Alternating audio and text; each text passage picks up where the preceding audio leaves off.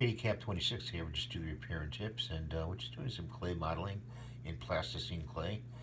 And all you need is your hands. You really don't need a expensive 3D printer to make and shape something like this. It's all in your hands and in your brain. And with a few tools, sculpting tools, you can make your own little models. And I wanted to show you this, and you could also make lures this way. I'm doing a video on that, but I have not completed it yet.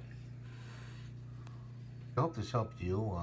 You can make all kinds of things with clay in your hands, and just start playing with the clay, warm it up in your hands, and shape it, and start using tools on it, and think of what you want to make. And you can even draw it out on a piece of paper, and before you know it, you have your finished product.